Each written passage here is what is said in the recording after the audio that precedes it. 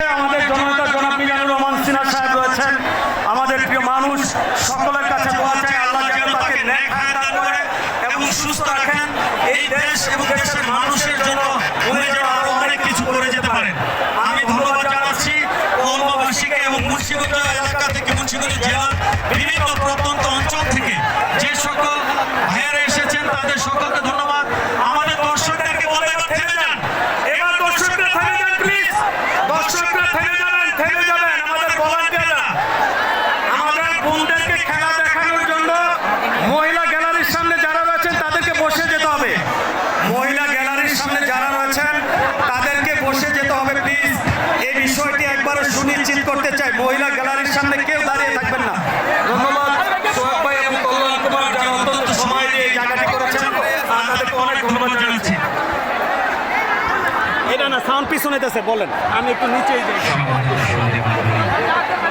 অত্যন্ত সংসদ চিত্তে স্মরণ করছি মৌলানা হামিদুর রহমান সিনহা মহোদয়কে, যার যোগ্য উত্তরসূরি জনাব মিজানুর রহমান সিনহা এই টুর্নামেন্টের নামাঙ্কন করেছেন এবং এই টুর্নামেন্টটিকে জনসমুদ্রে রূপায়ণ করেছেন। দর্শক সাথে যারা উপস্থিত হয়েছেন সকলের প্রতি কৃতজ্ঞতা জ্ঞাপন করছি। আপনারা ট্রাইবেকাল পর্বে অনুষ্ঠিত হচ্ছে, সেই স্বপ্নের ট্রাইবেকাল পর্ব কিন্তু আমরা উপভোগ করছি। কলমা নাকি ওই হলদিয়া ইউনাইটেড একাদশ কোন শিয়াল কাকে পরাস্ত করতে পারে, রান্স নাকি মাউন, আমরা অপেক্ষায় রয়েছি। দর্শকদের চোখ যেন চাতক পাখির মতো এই মুহূর্তে কোচ সার্কিট ক্যাপ্টেনের ভূমিকা পালন করবে। সুপ্রিয় দর্শনার্থী, আপনারা যারা উপভোগ করছেন, যারা এতক্ষণ আমাদের সাথে ছিলেন, আপনাদের সকলকে কিন্তু আগাম আমন্ত্রণ জানিয়ে রাখছি।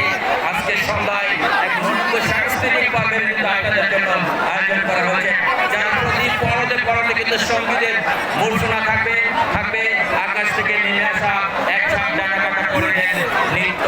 তাই উত্তম মঞ্চে সেই পারফরমেন্সে আপনাদের সকলকে আগাম আমন্ত্রণ জানাই।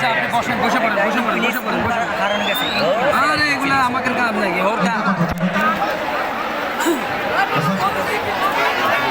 Penalty shoot out.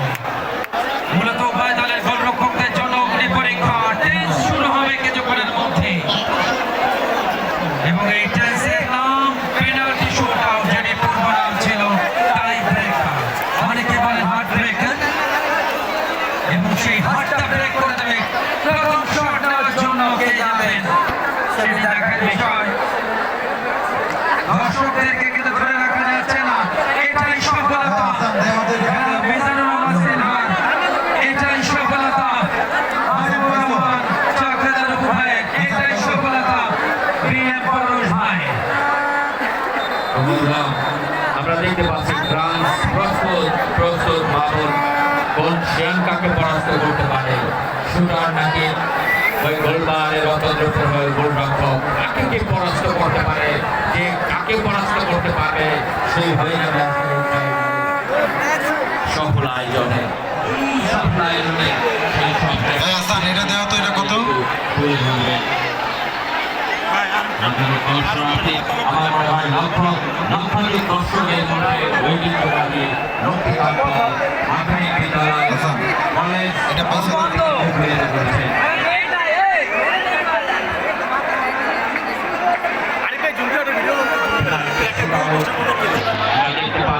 রেফারিদেরকে অনুরোধ জানাবো দ্রুত পেনাল্টি শুট আউট পর্বটা শুরুর জন্য।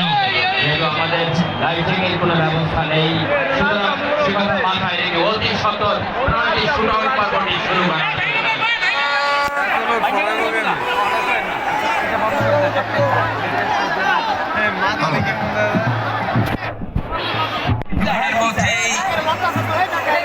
পেনাল্টি শুট আউট পর্বটা শুরু হবে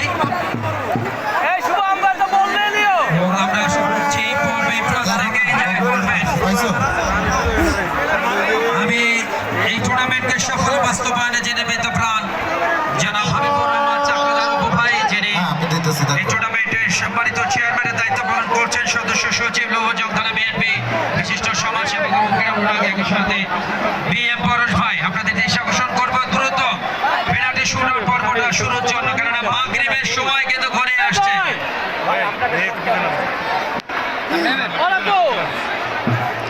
দ্রুত পেনাল্টি শুট আউট পর্বটা শুরুর জন্য জানাচ্ছে রেফারি আনিসুর রহমান।